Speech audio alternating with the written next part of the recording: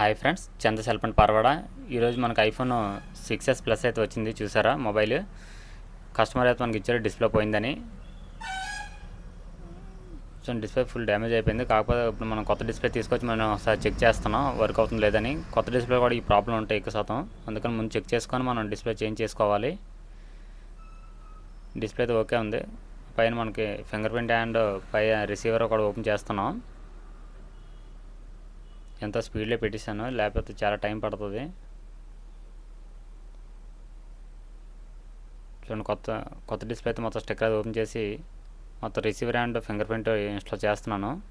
ఆ middle frame, lighting frame కూడా మనం యాడ్ చేసుకోవాలి. లేదంటే డిస్ప్లే పైన చిన్న చిన్న వైట్ డాట్స్ అయితే వస్తాయి ఈ ఫ్రేమ్ వేయకపోతే.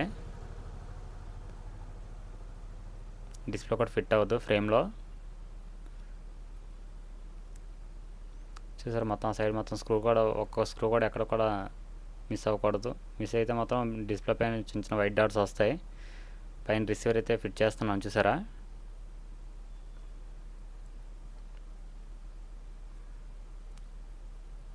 ఇది చేసేటప్పుడు ఒక స్క్రూ కూడా చేంజ్ అవ్వకూడదు. అటు ఇటు వెళ్ళిందంటే డిస్ప్లే అయితే మాత్రం మనకి డ్యామేజ్ అవుద్ది. చూడండి, మొత్తానికి అది డిస్ప్లే అయితే మొత్తం ఫిట్ చేస్తున్నాను.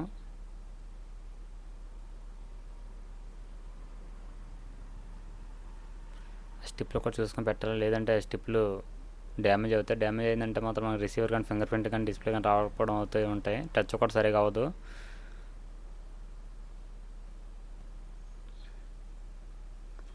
ఓకే, ఫైనల్గా డిస్ప్లే అయితే ఆన్ చేసి చూసాను, ఓకే అయింది. కాకపోతే మొబైల్కి ఐక్లౌడ్ లాక్ అడుగుతుంది.